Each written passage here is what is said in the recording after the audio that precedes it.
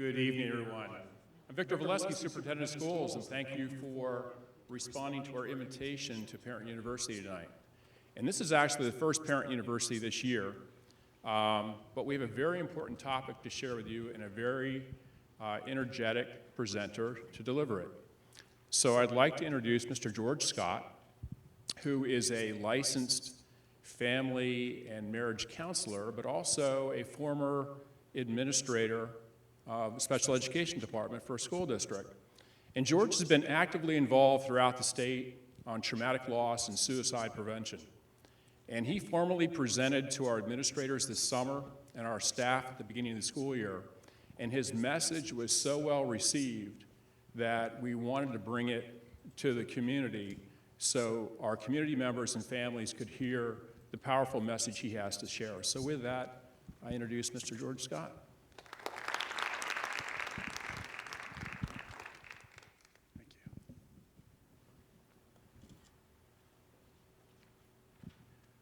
Sometimes you wind up either personally or professionally having an experience that changes you. Well, that happened to me 5.5 years ago. At the time, one of the things that I was involved in, or part of my professional life, was something called the Traumatic Loss Coalition. And fortunately, throughout New Jersey, every county has a coalition.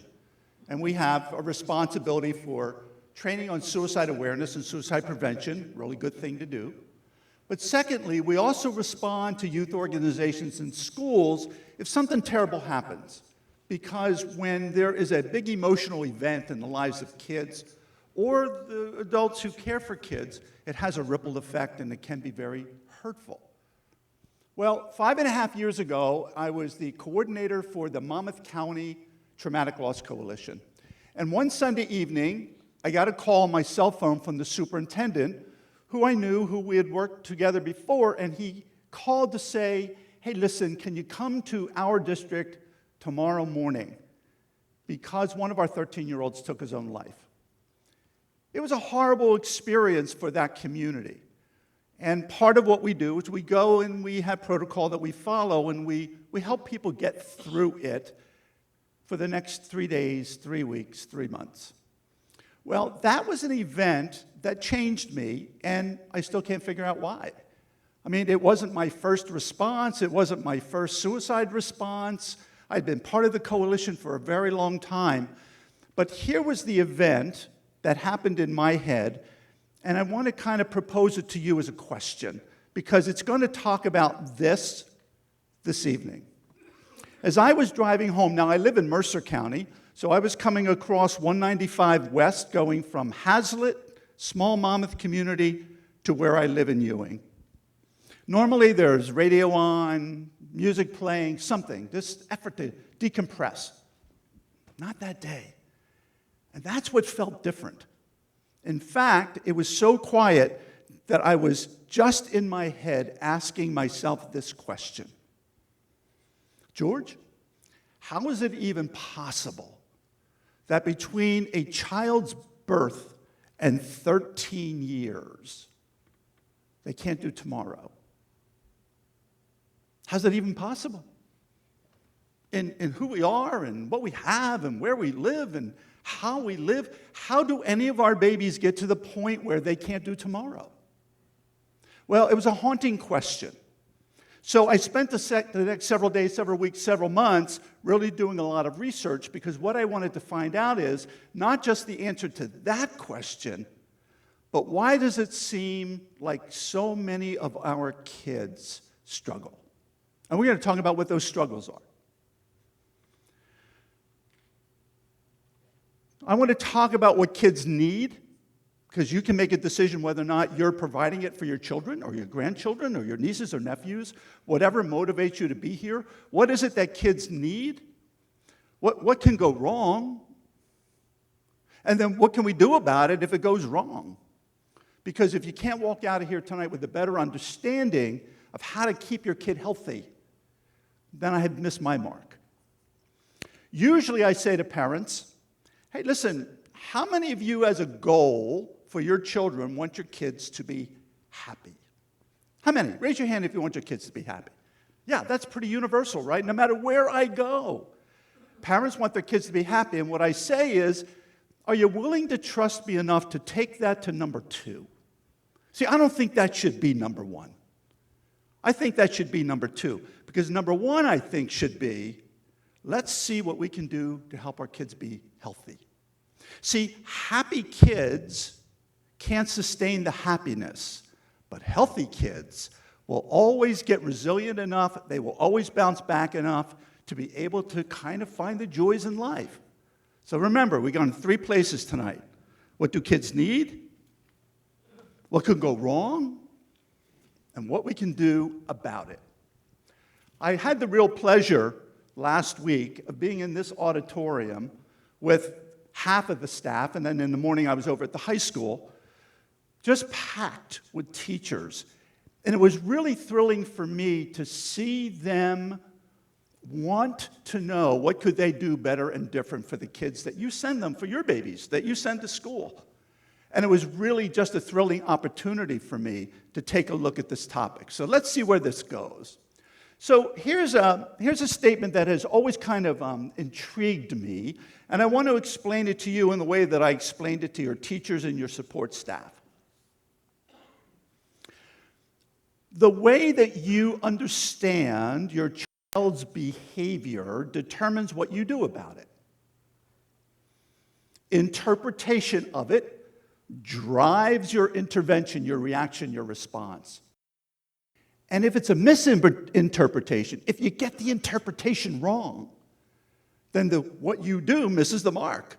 So what we want to be sure of, let's be patient and try to understand what our kids are telling us. See, I'm not quite sure what's going on in that little one's mind. I'm going to interpret, he doesn't look happy. I'm not so sure why. I don't know about this young man. Is that a bad report card? His girlfriend break up with him? Same here.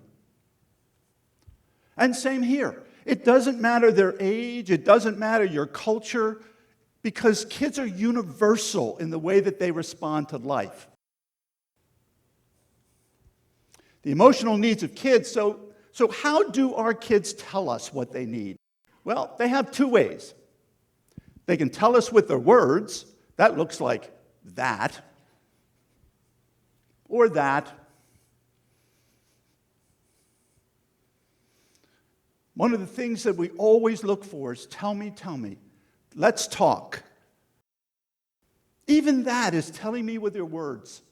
It doesn't look like a very happy young man, but I kind of like the fact that the teacher is just kind of there waiting for him to get reconnected. So they can tell us with our words, or they show us with their behavior. No words needed.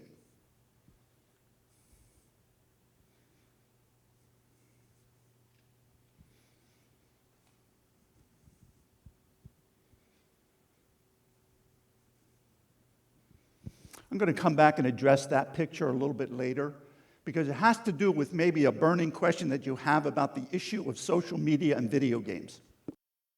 There's a lot out there in the press, there's a lot out there on the airwaves about that, but I want you to take a look at a little guy, let's say he's 3rd grade, maybe 4th grade, that he is so dysregulated that whatever it is that he's supposed to achieve in that game has him over the top. And we see that with our kids, and we just have to be careful about that.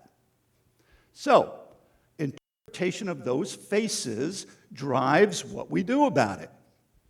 However, we don't always understand as moms and dads. We like to tell them we know everything. We always have the answers, but we don't. We don't always understand. And caution for us. In the absence of understanding, sometimes human beings suffer and sometimes they die. Now that's pretty dramatic, right? Like, who came out on a cold night just to hear somebody talk about bad stuff that can happen? But that's true in the absence of understanding. Let me give you an example.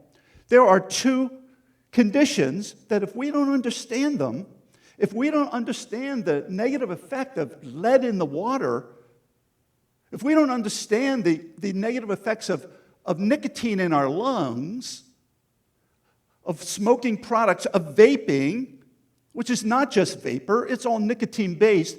If we don't understand the negative effect, sometimes our kids will suffer.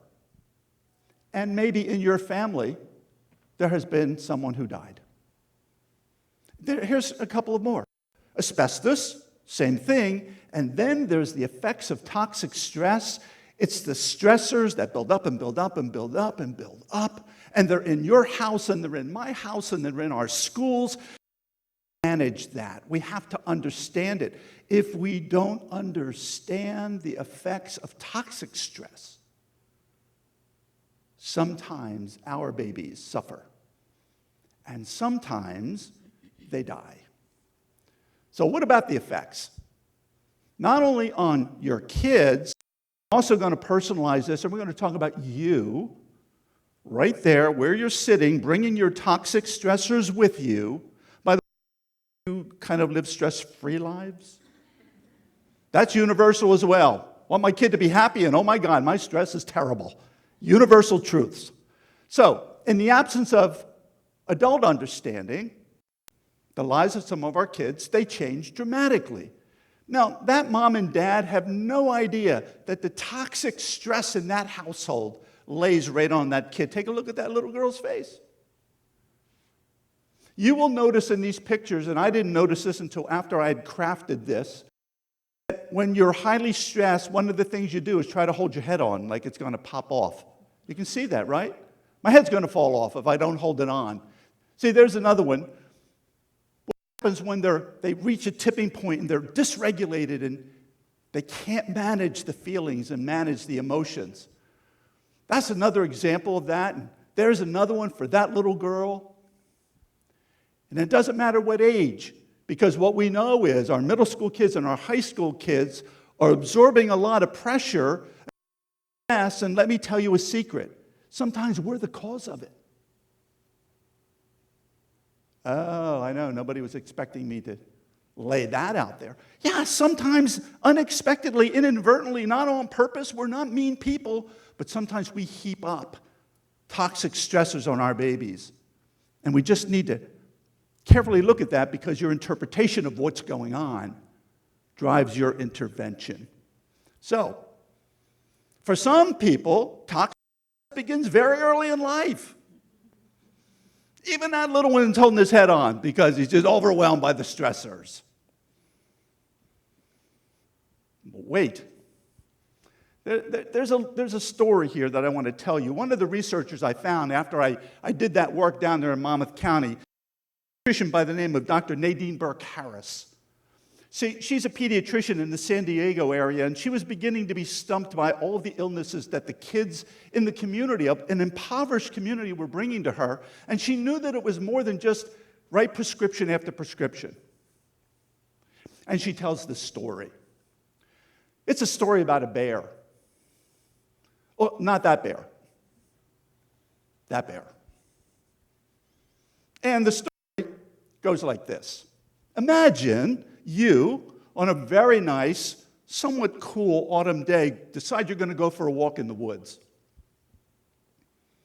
Now, I'm going to make this a fantasy by saying you don't have your phone with you. Fantasy, because you always have your phone with you, but if you really want to enjoy this walk in the woods, you'll leave your phone at home. And as you're walking down this trail, across the trail comes that bear. Immediately, there's a part of your brain that's going to kick into survival mode, and here's what happens. You don't have to think about this. Immediately, you see that bear, and you stop, and your heart starts to pump. Your heart rate is up, your blood pressure is up, because you want blood in the big muscles of your legs, because you may have to run. It may make you stronger, because you may have to fight. The other thing that happens is your respiration is up. You need oxygen in the blood. Your body's getting ready to survive this. Your pupils, they dilate, they get very small so you can keep your eye on the danger. And then you start scanning and you start looking for exits in case you need to run. All within parts of a second. You didn't have to think about it. You know, we're going to talk about this part of your brain called the prefrontal cortex. This is the problem-solving, thinking, smart part of the brain. Thank goodness we weren't using that. Here's what it would look like. Oh my, I think that's a bear. I've seen videos of bears. I don't know whether that's a brown bear or a black bear. Well, the time you go through all of that, that bear comes over and gobbles you up, done. We don't want to use that. We want to use this automatic stress response survival system. Now, let's imagine that that bear keeps on going because it doesn't smell you and it doesn't see you. Within seconds, your whole system recalibrates. You take a deep breath, heart rate down, blood pressure down, respiration down. You may be a little shaky because you got cortisol flowing through your body now. You haven't burned it all up. But within seconds, your stress response system, your survival system, recalibrates. Pretty amazing. Pretty amazing. That's if you come across a bear in the woods. But what if the bear actually lives in the kid's home? What if that's the bear? So let's go back and see, does that automatic survival system still kick in? Yep. Does it operate the same way? Yep. But here's the difference. For that little one, her system never clicks off. It never recalibrates. It never shuts down because she lives with the bear. I say to the teachers, what if you're the bear?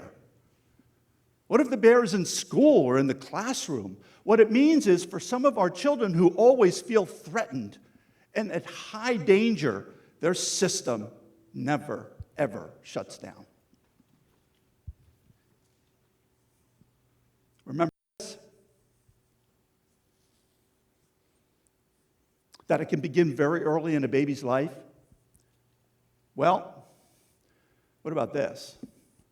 How early in a baby's life is that? So let me tell you about that situation. So what we know is this.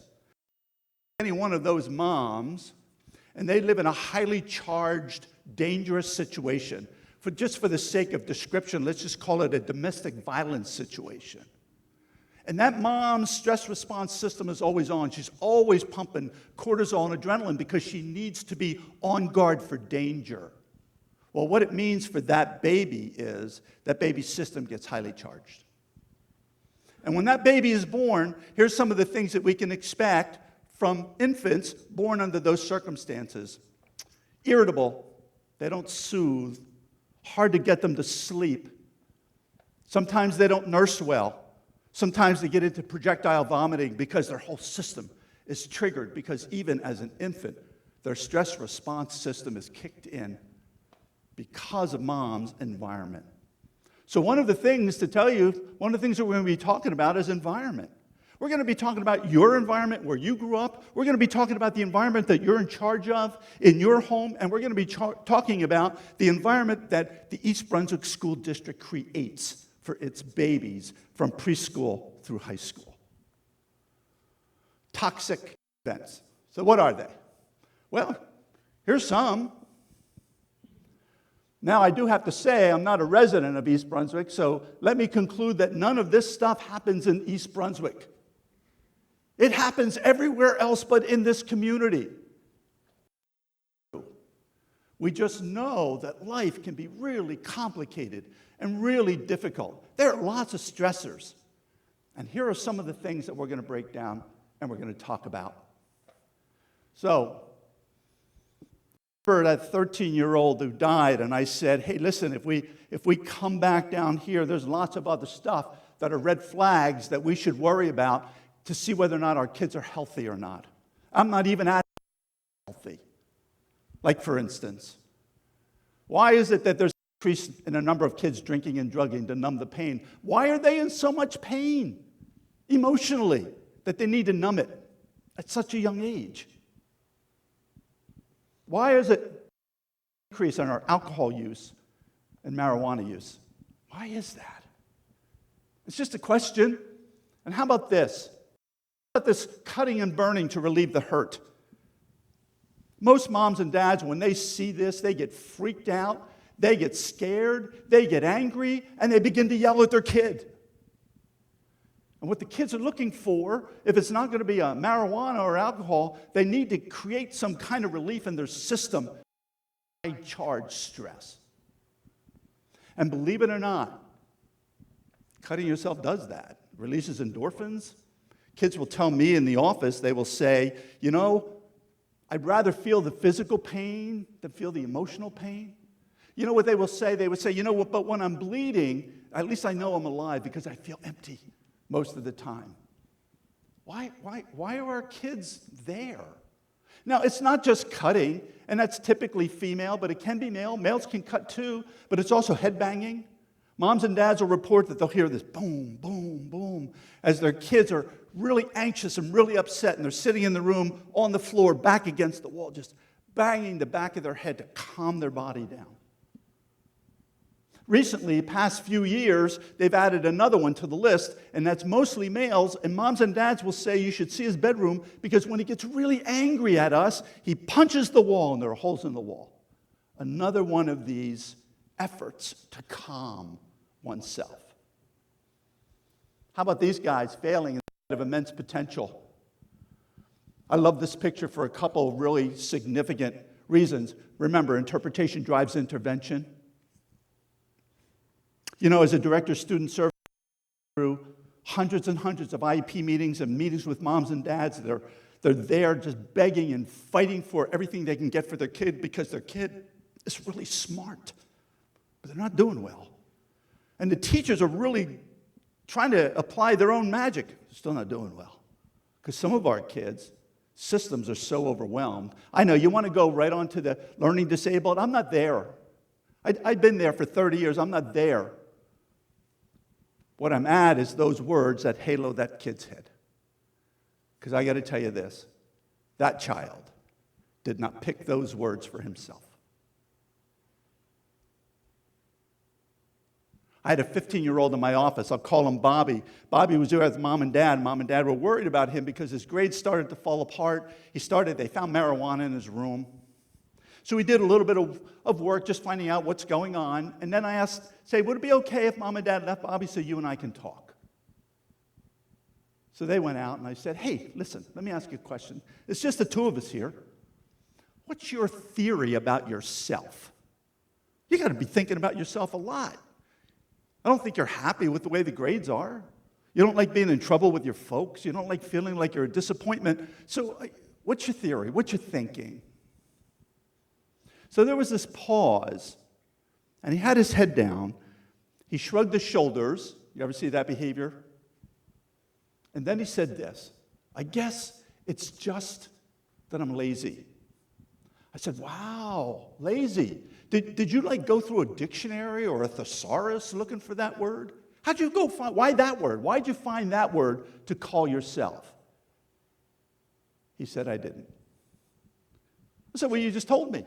He said, yeah, but that's what my dad always calls me when I don't do well in school.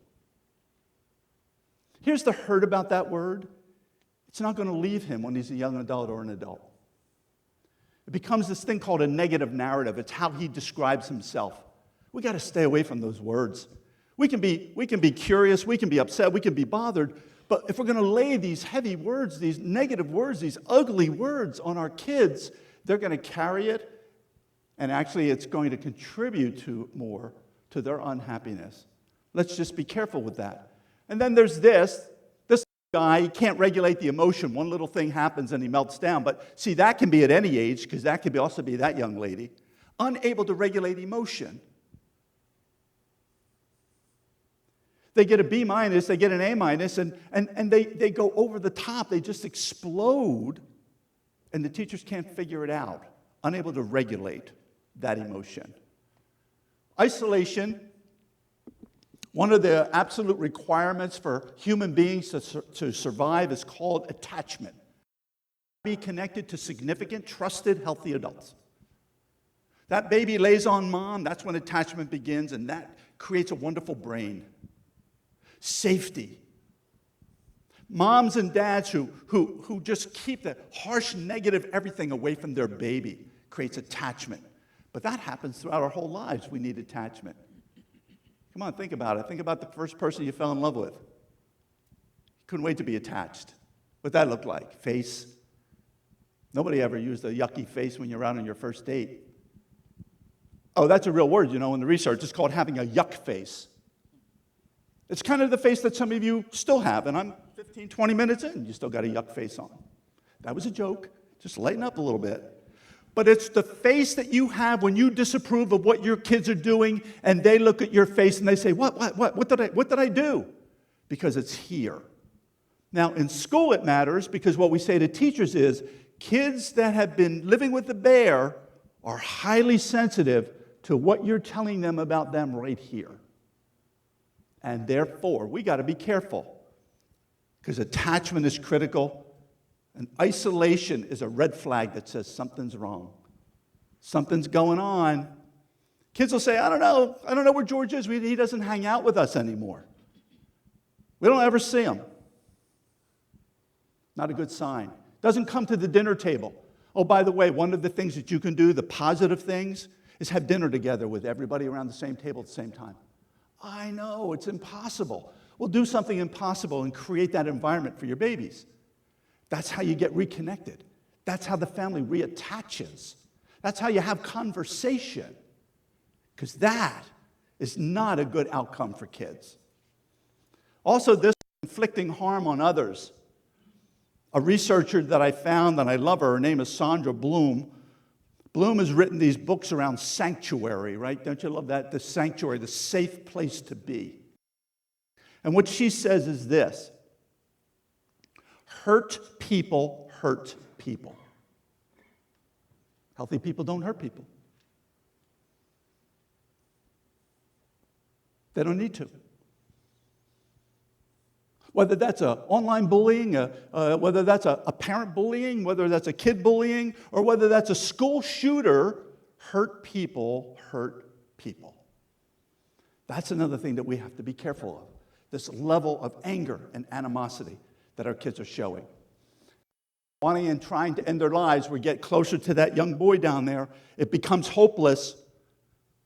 Nobody intervenes. We just think it's kids being kids. And then, kids as young as 10 in New Jersey dying by suicide. That's just heavy stuff. But we know what it looks like, and we know what the contributing factors are, and we know about it. That's the good news. We know what to do about it.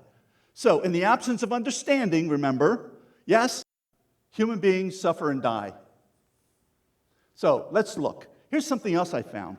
This is where you get a little opportunity to kind of go in your head and do an evaluation of yourself. Back in the 90s, there was a research team, both from CDC and also from Kaiser Permanente, a huge hospital organization out west. And they were doing some research study, and they wanted to find out an answer to this question. Does a toxic environment, that's what we're talking about tonight, right? Toxic environment. Does a toxic environment, can it result in obesity? So because they were connected to the hospital system, with permission, they interviewed 17,500 people. They found the answer to the question was yes, it is a contributing factor to obesity when you're constantly under stressors and your cortisol is constantly pumping. And number two, oh my goodness, so much more. So let's find out what it is. Here's what you need to do. There are going to be 10 questions, yes or no. Answer them for you. Birth to your 18th birthday. Keep a score. You get a point for all the yeses. You get no points for the no's. Here's the first one. Did a parent or other adult in the household often or very often swear at you, insult you, put you down, humiliate you, or act in a way that made you afraid that you might be physically hurt? Did you grow up in your own nest where there was chronic humiliation and put-downs? A, if that was your experience, you get a 1. But here's the payoff.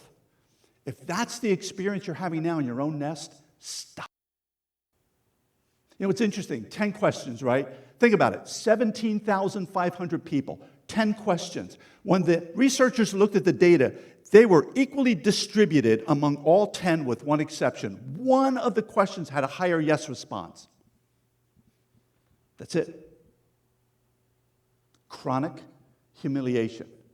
Number 2, did a parent or other adult in the household, often or perhaps even very often, push you, grab you, slap you, throw something at you, or ever hit you so hard that you had marks or were injured? Did it migrate from physical? You would get a 1 if that was your experience. Here's number 3. Did an adult or any person at least 5 years older than you were ever touch, fondle you, have you touch their body in a sexual way, attempt or actually have oral, anal, or vaginal intercourse with you? If that happened, 1. But if that was your experience, now you either have a 0, a 1, a 2, or 3. Here's number 4. Did you very often feel that no one in your family loved you or thought you were important or even thought you were special, or your family didn't look out for each other, didn't feel close to each other, didn't support each other? You kind of felt like you raised yourself. Just detached. Number 5. Did you often or very often feel that perhaps you didn't have enough to eat, or you had to wear dirty clothes, or you had no one to protect you? Your parents were too drunk or too high to take care of you or take you to the doctor if you needed it. Did you live in an environment as a child, as a baby, in the nest, in which the adults, because of their own stuff, couldn't pay attention to you? Now, the first 5 are you may have experienced yourself directly. The second 5 is what we call you bear witness to it. You weren't the target, but it was the environment in which you lived anyway. Question number 6, were your parents ever separated or divorced? Now I'm going to put a pause. I'm going to push the pause button. I'm going to make a point with you folks, and I make this very heavy with teachers. As a marriage and family therapist, I understand what divorce is all about. I sit with plenty of couples who are either going to divorce, wondering if they should divorce. They're trying to work out their stuff. I get that. I also know the data that 52, 53% of married couples in this country will divorce. I get that. I know that. But don't ever normalize it. Don't ever make it like, what's the big deal? Because we do that. Sometimes as moms and dads, we do that. I'm not suggesting that there shouldn't be some marriages that come apart because it's healthier for everybody. I'm not suggesting that. I'm not so uninformed to believe that. But I don't think that we should ever dismiss the negative impact on kids. Give you an example. Let's suppose, hypothetically, there's a mom and dad, and they haven't been doing well for a very long time, and they argue a lot, and all the stuff that you would expect in a family where there's high toxic stress, and they got a little one. He's 10 years old. His name is George. And mom and dad finally say, you know what, we just can't do this. We need to tell George that we're going to get a separation. We're going for divorce. Dad said, I know, but it's just so hard to talk about. They said, hey, we got to do it. Hey, listen, Georgie, come here, pal. Mom and I need to talk to you. Now, George is already a little on edge because this is weird. They never do this. Have a seat, pal. Mom and dad sit, and dad says, hey, listen, Georgie, you know that Mom and I have been struggling a lot, right? I mean, it's not your fault either, George. We keep telling you that. This is about Mom and I, and it's been really hard for us and for you. So one of the things that Mom and I want to tell you is, I've gotten this apartment. No, Dad, no, don't tell me that. No, I'm not going to listen to that. Georgie, wait, calm down, pal. Wait, it's going to be all right. I promise you. Mom and I love you very much. It's going to be okay. No, Daddy, please. George, wait. Think about Joey. Joey's mom and dad, they're divorced. And what about Sarah? Her mom and dad are not together. Georgie, when you think about it, aren't there a lot of your friends? And you know what's going on in Georgie's head? Yeah, but it's not my family. What about my family? What about the fact that you blew up my family? There again, I'm not suggesting that an unhealthy couple should stay together, but what I'm suggesting is don't normalize that fact because it can be terribly hurtful to our babies. Number 7, was your mother, maybe your grandmother, maybe your stepmother, the maternal figure in your home? Did you ever bear witness to the fact that she was often pushed, grabbed, slapped, had something thrown at her. Sometimes, often, she was kicked or bitten or hit with a fist or hit with something hard, ever repeatedly hit for at least a few minutes, threatened with a gun or a knife, verbally berated, physically berated. Did you bear witness to that? Number 8, live with anyone who was a problem drinker or an alcoholic or somebody who used street drugs. An adult in the house created an environment that, as a child, it was difficult for you to manage. Number 9, was a household member depressed or perhaps mentally ill? Did a household member attempt suicide? Was there a suicide in the family? I know in our culture it's so shameful. We're really in denial about the effects of mental health, but we can deal with that. In that environment, you get a 1.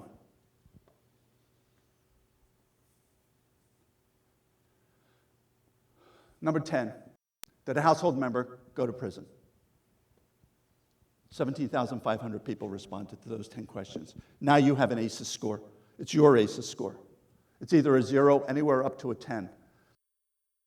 Well, let's see what it means to have an ACEs score. The tipping point is 4. In other words, if you have a 0, 1, 2, or 3, there's still some stuff that could happen to you as an adult, but if you got a 4 or more, here's what we have to be careful of, and here's where I want you to think about you, but I also want you to think about your babies in this school district, because there's likely going to be an increased risk of poor academic performance, violations of classroom rules, increases in discipline, disruptive classroom behavior, detentions and suspensions. A 4 or more, it spikes that negative behavior. Kids can either tell you what's going on or they can show you. If they had a 4 coming out of that nest, and we know any one of those 4, that's possibly what we can see. How about this? In their lifetime, there's twice as likely of developing cancer. Let me explain that. Anybody with a score of 4 or more, in their lifetime, their body is going to develop a cancer somewhere, twice as likely as if you had a score of 0. Remember that shaking tremor here? Because if you live in a high toxic environment where that system never clicks off, your organs marinate in cortisol and adrenaline, and over time, God bless you, cancer develops. There are 3 places, folks, where your body holds your attention. Think about this, and think about your children. Only 3 places in this whole body where you hold your toxic stress. There's number 1, in your head, and your neck, and your shoulders. Your headache people. This always hurts. Number 2, and what I like to do when I'm with teachers is say, hey, ask the nurse. What are the 2 most frequent complaints that kids get out of class to go see the nurse? Number 1, they got a headache. And number 2, they got a bellyache. And what you'll see at home is not just a bellyache, you'll see your kids complaining about diarrhea and constipation. Their gut is just squeezed with toxic stress. Now, I do need to tell you that in the research that I've done, I've come to the conclusion it's a problem across the country. What's my research? I watch TV and I watch commercials. I'm not going to ask you if you're on Linzess or a probiotic or an antibiotic or any other biotic, but what I know is pharmaceuticals only sell products that they could move, and gut products are really big. Oh, there's a 3rd place. Head, gut. And when you get older, in your 40s and 50s, it's right here, you will develop pulmonary problems or you will develop heart disease. So what we know is those kinds of conditions that we live in bathe our body in these hormones that are supposed to be on and off to save us, and instead, they're toxic to us. There's the pulmonary illnesses. We see it in kids, asthmatic kids. We take a look at their stress factors because it sits right here. We can also see immune system illnesses, psoriasis, because the skin is an organ, increase in acne for kids that are highly stressed, whether it's school or whether it's the nest. You can see the body responding to the stressors. And an increased struggle with personal and work-related relationships. People with a 4 or more don't do other people well. Yeah, he said. I know, I'm on my 5th marriage. What's wrong with those women? Yeah, it probably isn't the women. because you don't do relationships. What else does it look like? Well, what else it looks like is kids don't hold jobs very well because they don't like the rules. They don't like the boss. They don't like coming in on time. They don't like 7 o'clock, and they don't like the fact that they can't be on their phone. They don't do rules well. With kids with a 4 or more. The child's developing depression is 46 times greater with a 4 than it is with a 0. And we see an uptick. You may see it in your own family, among your own kids. Nieces and nephews. This deep, overlong sadness. Wow. And a risk of suicide is 1,200% with a score of 4 or more. See, now that piece of data pulled me back to my response down in Monmouth County. Is this. This has been replicated over and over and over again for the past 25 years, and the outcomes are always the same, that when these things are a part of our nest, the human beings in that nest don't do well. Here are some other ACEs factors. And when I say other, they were the first 10 of the original, and now different communities, based upon factors in the community, have slipped in others. For instance, the death of a parent or the death of a sibling, high ACEs score. Poverty, huge. Kids in poverty don't have the internal infrastructure to tolerate a lot. The other is community violence. I follow Philadelphia because they've got a great public health program on ACEs. So it's not a school program, it's an everybody program. And what they know is some of the communities are high violence and high poverty. And what we know is those kids have high ACEs scores. And the outcome is not going to be good unless we do something. We recognize it and we do something. Peer rejection. Not the lack of friends. Your kid will tell you, I got lots of friends. The research tells us in our lifetime we have about 150 friends. Your kids will say, I got 800 friends on Facebook. Not friends, connections, voices, tags, and peer victimization. When the bear lives in the school or the bear lives in the house. Because that can also be sibling, can be a bear. Here are responses of kids. When they've got a high ACEs score, this is what you'll see.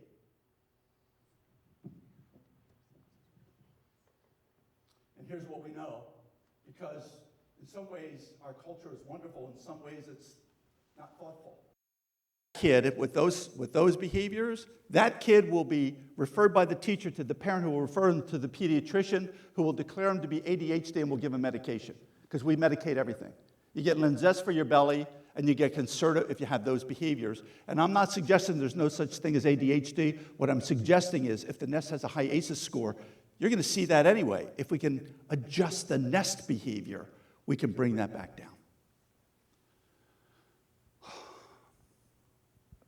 Here's what you need. This is what you need. There's the attachment. Safe connection. Now, we can't do a lot of hugging anymore in schools because of all the creepy stuff that has gone on, but we try to make some connection with fist bumps and hands on shoulders. You can still hug your kids. This January, past. I was doing a presentation back up in my community, and one of the pieces of data I had that came out was that in order for a hug to be significant, it's got to last for 20 seconds. That's what the researchers say. So you guys that do bro hugs don't work. It's got to last for 20 seconds. So in the audience that night was a superintendent that I happened to like a lot. I saw him 2 weeks later. He said, hey, come here. I said, yeah. He said, you know that 20-second hug thing? I said, uh-huh. He said, well, that night I went home. He said, now, I got a 14-year-old daughter. She's always up in her room. I said, yo, Kelly, could you come down here, please? Dad, I'm doing homework. I know, babe, but just come down. I just want to see you just for a minute. Kelly comes down the steps, and the dad grabs her and hugs her. What does she do? Stop! This is creepy. Leave me alone. He says, wait, 17, 18, 19, 20. Okay, you can go back upstairs. And I said, and? He said 2 nights later, she wanted another hug. Kids want to be connected when they know it's out of safety and love and caring. They want to be touched in a safe way. Think about it in your adult relationships. Don't you like to be hugged? Isn't it nice when somebody holds your hand when you're going through tough times, and somebody says, "Can I sit with you?" Attachment. It's critically important. They need emotional safety. If you're the bear, stop. If you have a high ACEs score yourself, it's going to be really hard for you to stop being the bear. If you've got a high ACEs score, you think back to your mom and dad's house. That's where that nest created. See, the book is called It Didn't Start With You. That's the stuff that passes down generation to generation to generation in parenting. Emotionally safe. Soothing and calming adult behavior. Soothing and calming. So that when the grade isn't good, it's still soothing and calming. When they break curfew, you still can discipline, but it's soothing and calming. And my guess is that maybe that is not the way it always is. Science now tells us that it's the reliable presence of one supportive adult relationship that really matters. And it may not be you. I hope it is you. I hope in the life of your children that you're the significant, consistent, soothing adult behavior. If you're not, then pray that somebody else will be. Who might that be? Grandparent, pastor, imam, coach, counselor, teacher. And if you think about it, and maybe even in your life, maybe your high ACEs score, you did well because somebody was there to have your back. It wasn't until about a few years ago that I realized, now my mom and dad were really cool people, but they had their own stuff. They grew up with their own stuff. But I grew up in a house with my grandfather. And he always had my back. No, let me give you an example. I'd be at the dinner table because we all ate dinner together. As soon as my dad was done dinner, he'd be gone. He'd be in front of the TV. Mom would go next. And I'm there, my grandfather's there, but I'm there because I don't like lima beans. And my mom said, "You ain't leaving the room until you eat your lima beans." I said, "Mom, I don't like lima beans." She said, "George, you got to like them. They're good for you. And you know what? You just can't get up until they're gone." She would leave. My grandfather would say, "Give me your lima beans." He would eat them. Mom would come back in. She would say, "See, that wasn't so bad, was it?" I'd say, "Nope, that wasn't bad at all." She never knew that he had my back and eating my lima beans. One significant, trusted adult. It sounds silly, but it matters. They're always glad to see you. They always smile at you. They're always giving you a hug. One significant, trusted adult. Safety means this. It means safe classrooms, physically and emotionally, safe homes, physically and emotionally. It means nurturing those attachments, having dinner together, enjoying being in their company. I know they resist. You guys are up against a whole lot with these devices and social media. I do know, but you're powerful, you're parents. Superman and Superwoman. If you go about it the right way, you can pull your babies closer with your compassion and your heart and your consistency and your persistency in ways that you may even surprise yourself. Avoid shame and embarrassment. That's the worst. That goes back to that number one of ACEs, chronic humiliation. No human being likes to be shamed. Let me test it out. Anybody here like to be shamed? Because I'll kind of lay one on you here for a second. Anybody? Of course not. Who wants to be shamed? Let's do it a different way. Anybody willing to tell us about the worst thing they've ever been a part of in your life? Who's going to do that? Shame and embarrassment shuts us down. So therefore, the more you add it on, remember those words, that halo around that kid? You're stupid. You'll never amount to anything. I should never have had you anyway. You've been a burden ever since you were born. Kids tell me that parents say that. Shame, embarrassment, hurtful. Avoiding those negative judgments, the harsh language, being predictable. If you're all over the place, it's not good for the nest. Never giving up, ever, and always believing that it's possible to change. Always, no matter what the circumstance. The first value to establish is safety. How do you make your nest safe? Let me click through this. What's an adult to do? Number one, manage your own crap. Sorry, baggage. Crap kind of says it. Up there it says baggage.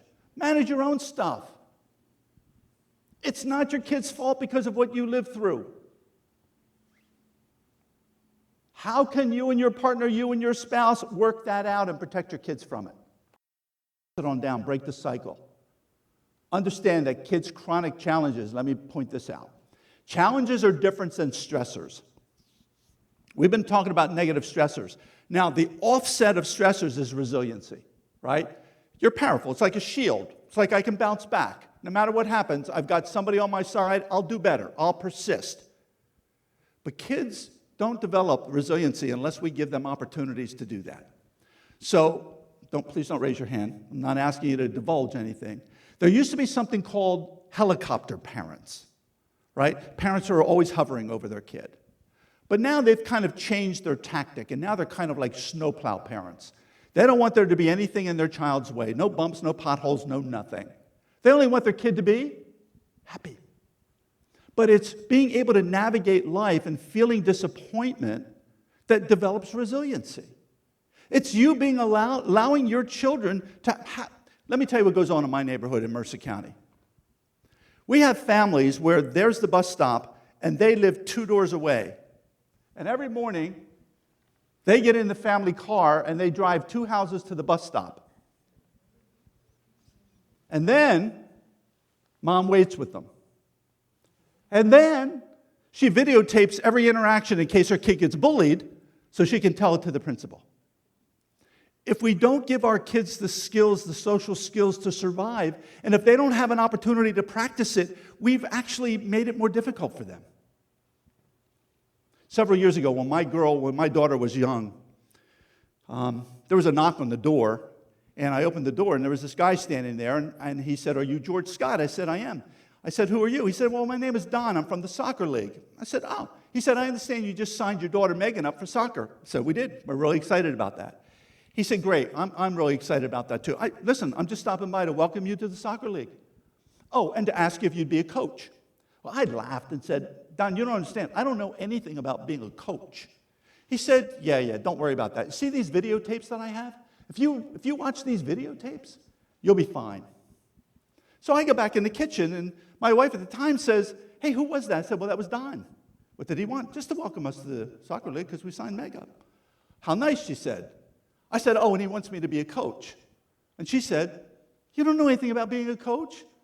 And I said, "Yeah, but I got these videotapes. I will be a coach." 3 years later, I was the president of the girls' soccer league. I'm not quite sure how that happened, but I know that it was easier than being a coach. And here was my job. At the end of the season, those of you that have your kids in sports, at the end of the season, there's a pizza banquet. We would go to the firehouse. My board said to me, "Hey, you have a job. Your job is, at the end of the pizza banquet, be in the back of a firehouse, and as the families come out, say 2 things, George, just say 2 things. Great season, be sure to sign up next year." I said, "I can do that." So I did that for several years. And one year, I'm standing back there, and up the center aisle comes a little girl. She had to be 7. She had a dad over here and a mom over here, and she was sobbing. And I'm saying to my head, those 2 statements are not going to work with this family. Have a good season or sign up next year? What am I going to say? I didn't have to worry about that. As they got closer to me, that dad with the biggest heart in the world leaned over his daughter and said, "It's okay, sweetheart, I'll buy you a trophy." Not being able to manage disappointment, we'll practice together, we'll get better next year, we'll buy you a trophy. That's the snowplow parent that takes away every opportunity to develop resiliency. Without resiliency, our kids suffer. They suffer. If you lose your temper, apologize right away. I know that's a big deal for some of you, but it's the way it works. Let me define apology. Apology has 3 things. I'm sorry for what I did. Number 2, it was my fault, it's on me. Number 3, is there anything I can do to make sure we're going to be okay going forward? 3 pieces. That's what an apology is. Use this example with the teachers. You can extrapolate it out to your own kids, but I said, hey, listen, imagine this. Teacher says, like on a Friday morning, said, hey, listen, Stevie, can I see you outside in the hallway before class starts? He said, listen, Steve, he said, yesterday before we left, I don't like what I said to you. I think it was insulting. I didn't mean it to be insulting. I think it was insulting, and I think it was embarrassing because I heard kids laugh. Steve, listen, I just want to know before we start class, is number 1, I am really sorry for what I did. And number 2, that was all about me. I just want to make sure you and I are okay. That's the apology. That's how it works. Let me tell you how it usually goes. Stevie, can I see you in the hallway, please? Hey, listen, remember yesterday at the end of the class, I was really rude toward you. And you know, Stevie, actually, I wouldn't have been rude if you had been in your seat doing what you were supposed to do. If it wasn't for you, I probably wouldn't have lost my temper. That wasn't an apology. Own it. When you screw up, own it. When you get it wrong, when you yell, when you're inappropriate, apologize. Make it okay with your babies. Validate and normalize emotions. You don't have to condone their behavior, but you gotta honor the fact that they're angry, upset. Hey, listen, I get it. You're really upset because I took your phone. You're really upset because you can't go to the party. I'm not going to put out that kind of money for a new whatever. I get that. You can be upset, but you can't kick the door down. I don't condone the behavior, but I condone the emotions. That makes for a very healthy interaction. Strengthen attachments. Secure the bonds. Make your connection with your babies powerful. Always safe and open. Always think about calming, and if you can do some mindfulness or yoga, you can do moments of just calming, sitting in the park quietly, put them in your schedule. So when you're concerned, how about this? Tell your kids, say, I'm really worried about you. And if I have a role in this, Georgie, let me know, but gosh, you know, when you were in 8th grade, you were doing really well. In 9th grade, you're not off to a good start. Can we have a conversation about that? Tell them you're concerned. Number 2, call the school counselor. Say, listen, it's probably about me, but I'm really worried about my kid. I'm not quite sure what to do next. Can I come in and sit down and talk with you? Your school counselors would love that. They would love that. They want to partner with you so that the kids get the best. Number 3, ask for the names of private counselors. If your kid is really doing some dangerous stuff, if your kid has some of those higher ACEs scores, don't let it go. It won't heal itself. Heal all wounds. Time does not heal, it conceals. Time conceals. It stuffs it down deeper. It will come out later in their lives. Speak with your kid's physician if you need to. And if you, as a mom or dad, have a gut feeling that there's something more there, then stay in it with your school folks. Stay in it. So, who's your support team? You can't do this alone. Parenting is too darn hard. Who's your support team? Here's some folks. They're both in the school and they're in the community. If your kid is so absorbed in their gaming, what we know now, there's enough research coming out now that it's probably, likely not healthy. Well, it's just a game. That's what it's called, but it's different. Let me give you an example. Let me pick Call of Duty. Let me pick Fortnite. Sound familiar? So here's what happens. When your kids are in a game, the game designers are geniuses. They create these game scenarios that actually pull your kids in, and here's what happens neurobiologically. Remember the bear? If your kid is inside of a game, because that's where they are, it's virtual, but they're in it, and it's a life and death game, in other words, if they don't kill, they're going to be killed, their brain doesn't know it's a game. Their brain is all charged up on adrenaline and cortisol. They got to survive. And then if your kid loses and gets killed, they go off the rocker in their room. They throw things, kick things, they yell and scream, they curse at you, they say, leave me the F alone. You know it's true. You don't have to acknowledge it because I hear the stories from other moms and dads. Those games, I'm not suggesting should be banned. Oh my goodness, I'm not going to get into the politics of that. But what I'm saying is when your kid isolates, when you see your kid's behavior that way, There needs to be some methods and measures to be able to begin to limit their exposure to it. You'd limit their exposure to asbestos. You'd limit their exposure to vaping. You can limit their exposure to that too because it's not good for the brain or for the body. Call your school folks and talk about it. We can't longer ignore it. We can't. The research is just clear. It's just not junk science. We know how the brain works. What is it that our kids need? They need soothing and calming attention delivered by adults who are healthy and calm. If you're not there yet, you can be there. I would love it. In fact, there's a book group I know going on about some of this stuff because I think I have a couple slides of resources for you. But we could also do stuff around adults and being able to manage your own stuff and creating a nest that is healthier for your children. So, who do you think is going to begin? Well, Dr. Seuss said this: unless someone cares a whole awful lot, nothing's going to get better. It's just not. It's just not. When I went to Monmouth that day, to myself coming home is, that can't happen. I don't know what to do about it, but I know this. My background in education, my background in mental health, I got to be able to sit with moms and dads and teachers. I got to be able to sit with kids and say, hey, let me just explain to you how this works, because then you got some reason to make some good changes in your life. Because if nothing changes, nothing changes. You made a decision to come out tonight for some reason. You read the blurb and said, you got a call from your teacher and said, wow, maybe this is really important information. Make the investment of your heartbeats tonight, your time tonight. Make the investment worthwhile in your nest, because I believe that you can do that. I just believe it. Here are some resources. That's one of the books. Are we going to, can they have access to this PowerPoint? Is it going to be, we'll put it on the website or something. That way you'll have access to the slides. Donna Jackson's book on ACEs called Childhood Disrupted. Here's the other one. This is the one with the bear story, The Deepest Well. This is the pediatrician's book. This is only a beginning, and we must help the kids find their way. They're looking for us to provide leadership to do that. Thing for me, and then I'll take any question either publicly or I'll wait behind and you can ask it privately. One of the things that we know is that the masters in martial arts, the Japanese, no matter how many black belts they have this concept, and they have this symbol, and the symbol is called Shoshin. And Shoshin means fresh mind.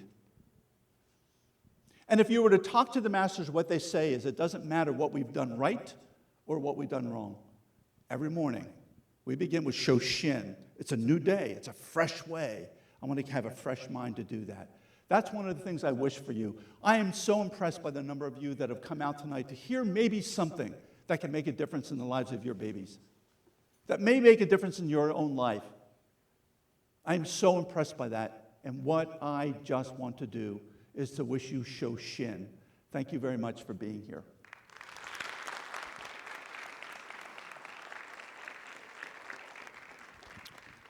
If there are any public questions, I'd be happy to entertain them. They just can't be too difficult. Don't make it too difficult. I have a question. Yeah. For the great presentation. Thank you. One of the suggestions you would like to have your kids or to consult a counselor for the kids. Yes. What is like the minimum age that you recommend for the kids to have? Well, the question was, if in fact you're looking for a counselor for your children, how young can your children be? We do, not we, because I'm far away, but you can do family work, right? So that's how you strengthen the relationship between kids and parents. And we do play therapy work. So even little kids can get at their expression of their frustration, upset, anger, whatever they're feeling through their play, and the therapist guides that play and then guides mom and dad to understand it. So I wouldn't suggest that certainly at 2 it might not work, but 3, 4, 5 is not too young for kids to begin play therapy. Because I have a bias here, I'm a family therapist, that is absolutely the best for me. To have a mom and dad and the kids in the same room at the same time, I love it, because that's where healing happens. Keep this in mind. We get hurt in relationships, but we heal in relationships. They don't have to be the same relationships, but that is how it works. Other comments or questions? Ma'am?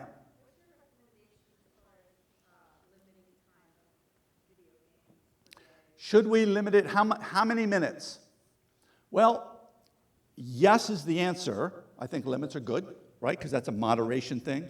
I think that if you're already at X, then you have to kind of ratchet it back slowly because your kids will have an insurrection and they'll blow up about that if you change it too dramatically. And I think that it can vary family to family depending upon the outcome of the kid. How much can they manage? Can they still do responsibilities at home? Do they still put out the trash and then recycling and put their laundry in the laundry basket and all that stuff, right? And do they still do well enough according to the teacher in school, and they still have time to do video games? That's the balance. For some kids, they cannot manage more than 20 minutes. For some kids, they could do 2 hours. I think when you start to get to hours, kids will hate me. And I always say this to kids, I'm ruining your gig, I know I am. But when you get the kids locked in for hours, and let me make an aside here.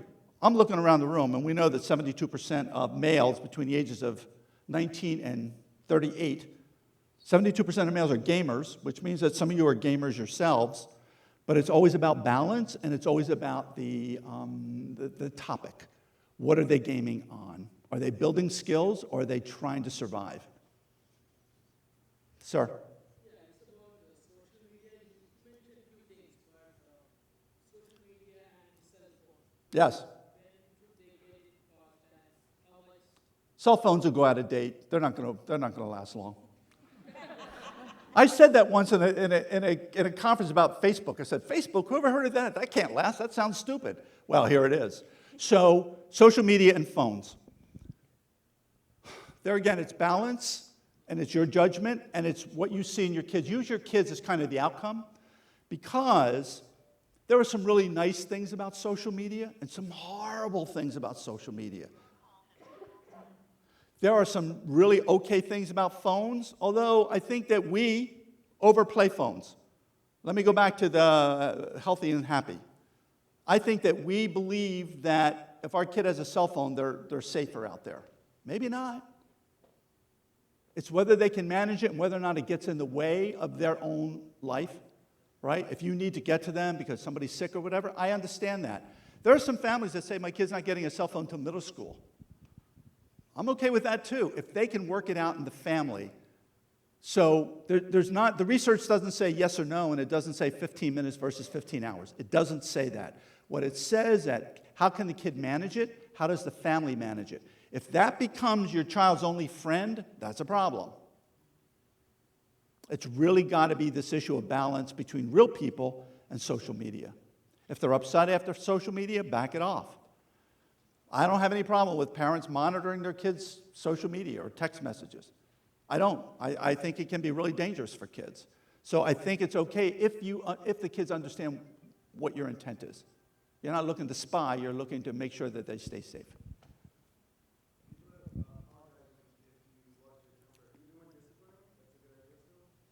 Yeah, the question was, is apologizing still a good idea when you're disciplining them?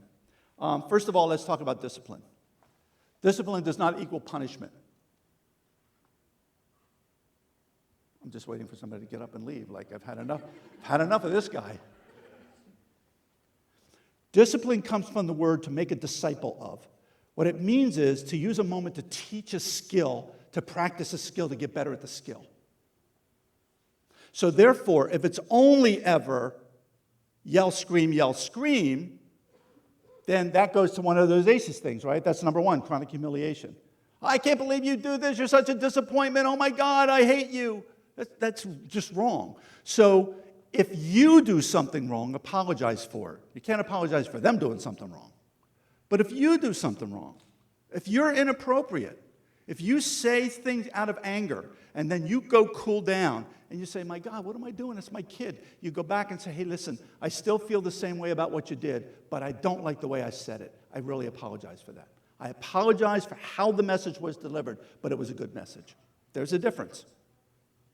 We apologize for when we violate. It's called a rupture repair. If you rupture a relationship, you repair the relationship. Ma'am.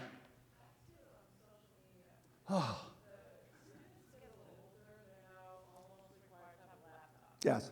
So I have two kind of teens in the expensive schools, and they're very good in school. They have their laptops in their bedrooms with door closed. They told me they're doing their homework for a long time. Right. So should take a break. I don't know. They're probably on social media. So their grades are okay. They're really good, thank God. But how much time?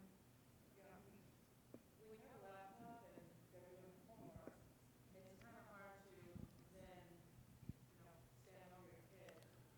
Like a phone, you But, can ask something. but that's not hard to stand over your kid's shoulder. And what you can say is, hey, listen, your room is a really nice place to do homework, and that's what you tell me you're doing, right? You're using the Chromebook to do homework. Cool. The door's closed. No. But I just want you to know, I'm going to knock at times. I'm just going to come in just to make sure you're okay. No, you can't do that. You don't trust me.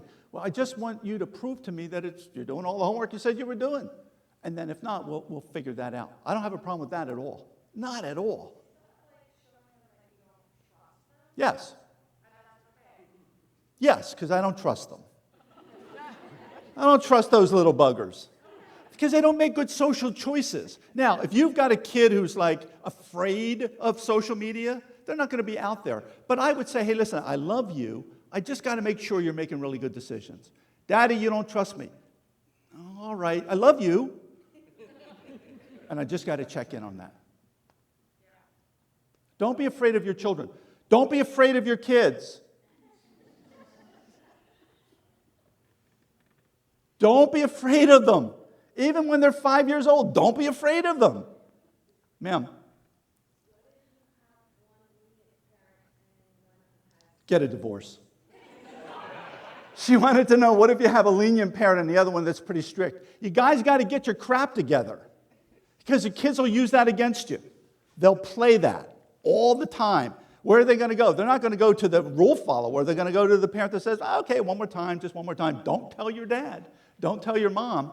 You got to have at least consistency. You don't have to be the same, but you got to have, because I always tell parents this. Say, look, it would be really nice if most times your philosophy is the same. What you're willing to agree to is the same. But I allow your individual differences. If dad is not home and mom's home, mom can make the decision. She's the adult in the house. Vice versa for the dad.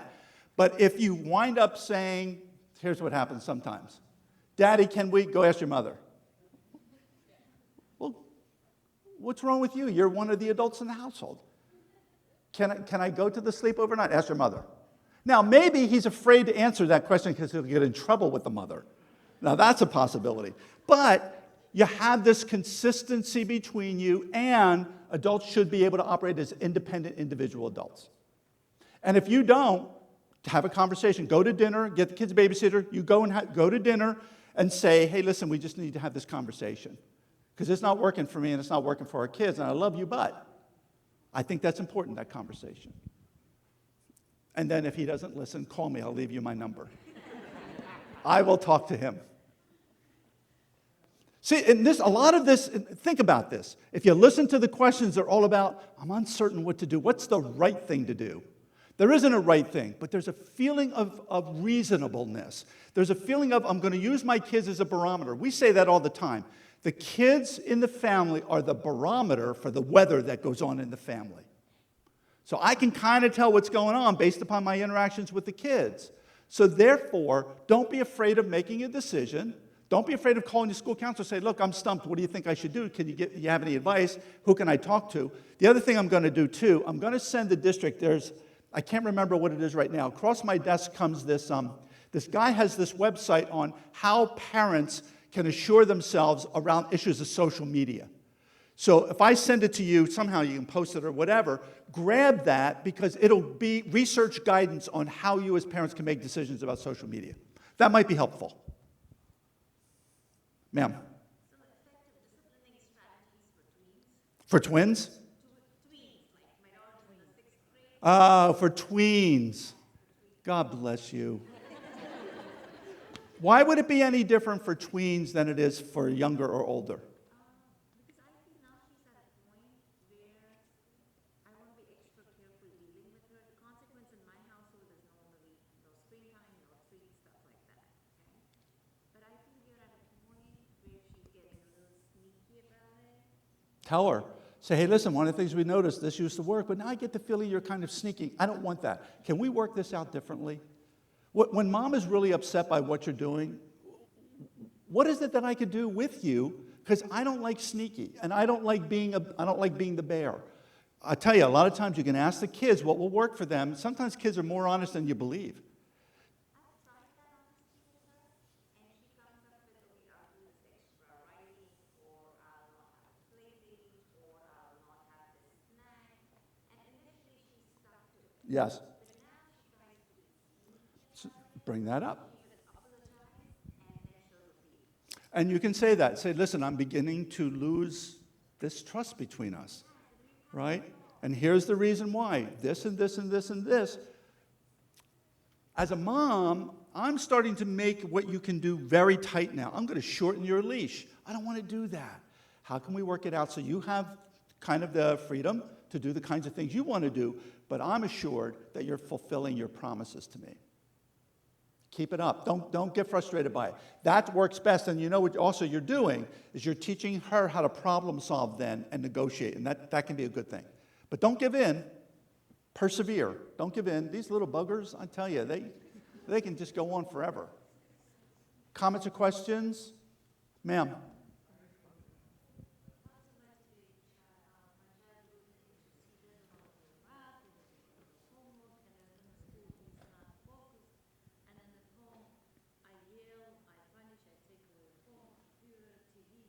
I'm glad I don't live in your house. But he's not interested. I don't know how to motivate him. He's like, I don't want to go to school. Why? I don't want it.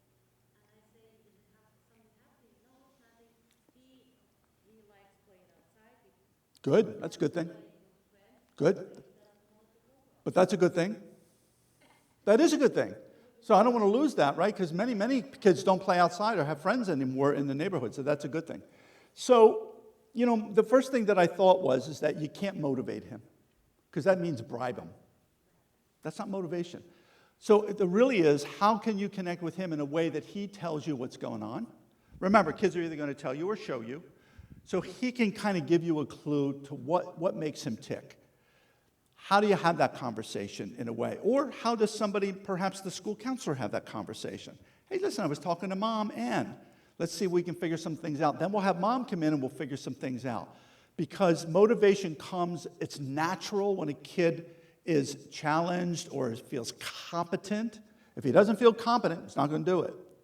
So motivation really is an intrinsic thing that comes from perhaps some restructuring of the environment.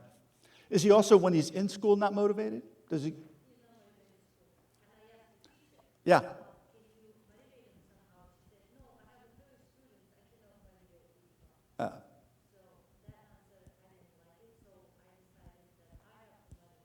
Well, yes, but that's only half the answer, because the other half of the answer is, how are you and the teacher on the same page?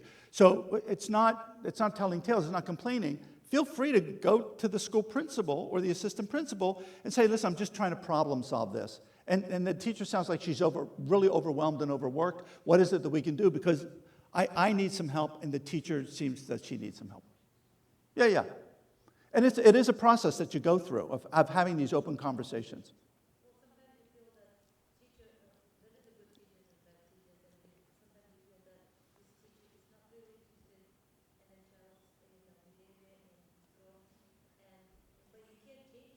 Well, you can share that with the principal as well, right? In fact, the administrative staff here, it began tonight by saying, I was invited in August 28th to make a presentation similar to this to the administration. I was so impressed by the willingness of the administrators to take in this information and to figure out how then to implement it in their schools.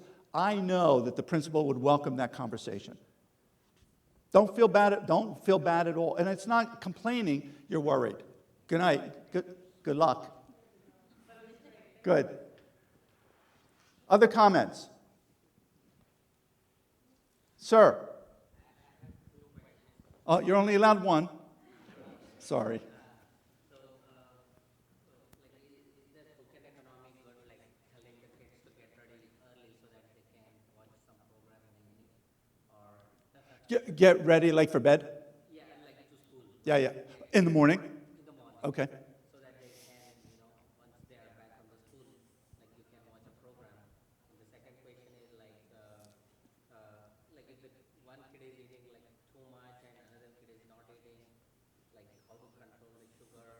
Yeah, sugar is a big deal. Let me just comment about the first one. The first comment was, is there something that you can do in terms of kind of offering incentives to your kids to get ready for school on time by having privileges at the end of the day, for instance? All of that is fine, as long as you're comfortable with it and it's managed. What occurred to me when you were asking that is, number one, this is a really big deal, depending upon the age of your kid. Good night. Drive safely. You don't have to be responsible for getting them up in the morning. They have a phone with an alarm clock on it. Depending upon their age, upper elementaries, even 3rd grade, 4th grade, 5th grade, they should start assuming responsibility for self. Because if not, you get into a tangle with them in the morning. Get up, you're going to get late for the bus, oh my God, how are you going to get to school? And then you wind up taking them to school, so the next morning they're not getting out of bed because you're going to take them to school. Wean that into the fact that they can be responsible for getting themselves up. So that's part of it, right? There was something else you said that reminded me of this. Sleep. 3 things that human beings need. Sleep, number 1. Nutrition, number 2. Exercise, number 3. Now let me tell you about sleep. We now know that if you've got a blue screen in front of you, it shuts down serotonin in your brain and you won't go to sleep. It needs 90 minutes at least, sometimes 60 minutes at least, sometimes 90, to be off of a screen so that the brain recovers and then you can get the natural sleep benefit of it at night. So what that means is, no, the kids are going to hate me for this. No, you can't have your phone in your room. They got to be in the cradle in the kitchen, plugged in.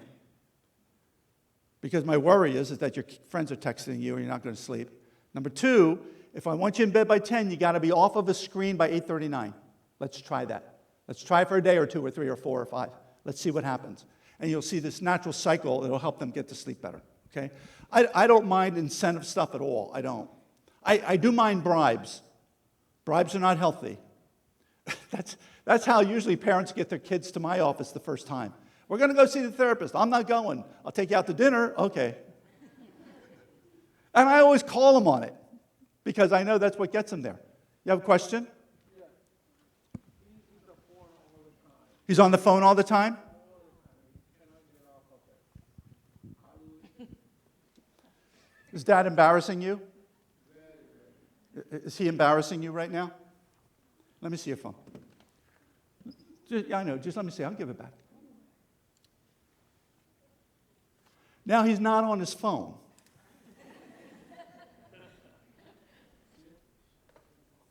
You're going to get it back. I'm not keeping it, and I'm not giving it to Dad. That wouldn't be fair.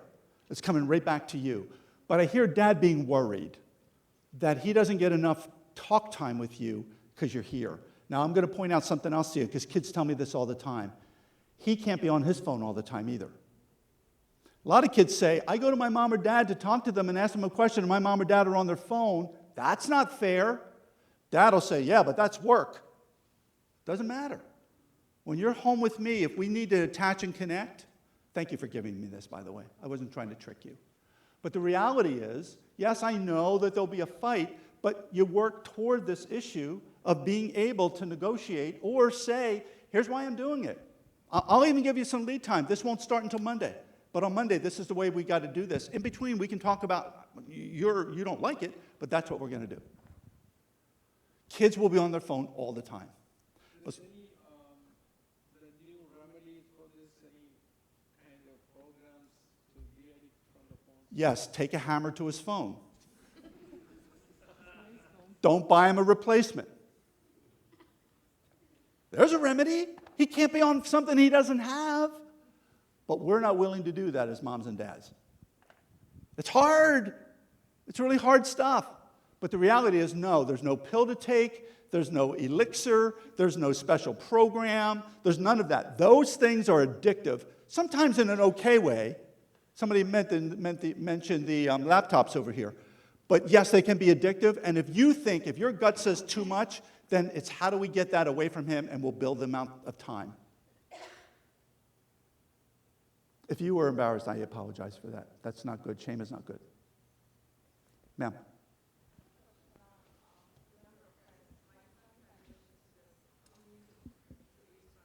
Yes. Yes. Okay. Yes.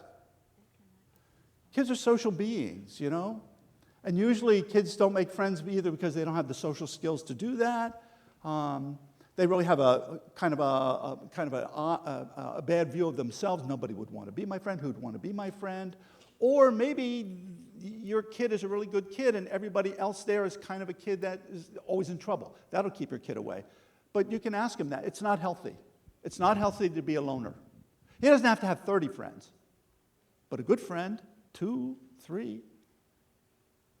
Does that change from elementary school? Is that a change from when he was like 6, 7, 8, 9, 10? Or is that the same? He always had friends. Yeah. Less, but he had friends. Yeah. Friends are important. The social connection is really important. Ma'am? So, this is very common. I have a 10th and a 12th grader, and I see this all the time, and I speak to a lot of the parents. Kids have friends. They Yes. have friends in school. They have friends on their phone. Yes. They'll text. They'll FaceTime. But kids are afraid to call one another. Yes. or ask They don't talk anymore. Because, like to say, hey, you want to go to the movie? Because they're so afraid of rejection, or that those friends have other plans in their home. Yeah. Like, is this statewide, countrywide? Oh, it's everywhere. I mean, I don't know countrywide, but it is everywhere. When I send that link to you guys so you can grab that on the issue of social media and phones, because there are some things, I think one of the things that we don't do is we don't know how to have conversations with our kids about it. So my son has all his friends from kindergarten, and they all love each other. They That's good. have a fight. But to this day, it's still the mom, 10th grade, saying, hey, so-and-so, let's all get them together for trick-or-treating. They loved it. Like, we did it in kindergarten, they've done it every year, but they're so afraid. And because they're not as close now, like one was having it before, like they were so nervous to get together. Like, how do you tell your kid, like, they're so afraid? I understand. I get that. I have 2 comments. This is number 1, you better hope he goes to college close by so he can do these play dates when he's a freshman in college. But here's the real serious comment. Did that make a difference in their social connection? In other words, were they able to sustain that? It was just Halloween. It was just 2 weeks ago. My question is, they probably can't sustain it. So then the question is, well, if that won't work, what will work? And what you might find is that I've noticed this, and I've talked to kids all the time. They're always on texting, and they're never on voice. It's a real dilemma and a real puzzle. I don't think we the adults, understand all the implications of that. Example, like our kids are in marching band. Yes. So for the marching band season, they have the greatest time. They love everyone. They go to IHOP. They hang out. Second marching band ends. They lose touch. Yep. And what do they, when you say to them, hey, what's that all about? I just made that observation. What do they say? They're so afraid to call one another to say, hey, do you want to go out? Because they might not. So the scheduled activity of marching band gave them the opportunity to connect, but they won't initiate it on their own. You want me actually to come up with an answer for that? Did somebody tell you to ask that question just to stump me before the evening was over? I'm like PTA president from 6th grade to senior. Maybe your kids don't like you. Maybe you got this damn high profile in the community, and they're just trying to like, oh my God, there goes my mother again. I really don't know that. But what I do know is this. I think that our ability to have honest, sincere, not heavy duty, conversations with our kids where they might be able to give us some insight can be helpful. Where we can express to them, from our point of view, that may not be healthy. From their point of view, they may be able to point out some fear issue. That was the comment over there. There's a discomfort. So I think the only way to go about it is have the conversation.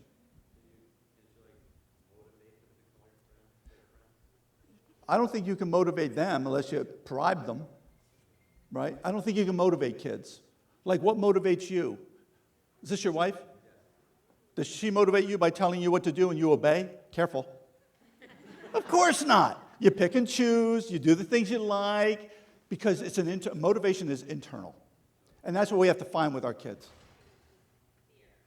Could be. Could be. More and more and more. But snowplow parents, they created that.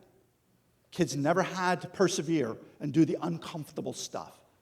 That's a great example. I'm not suggesting you are, but that's a great example. You can throw yourself under the bus if you want, but I'm not going to call you that. Thank you very much for your time. It was wonderful. Thank you, George.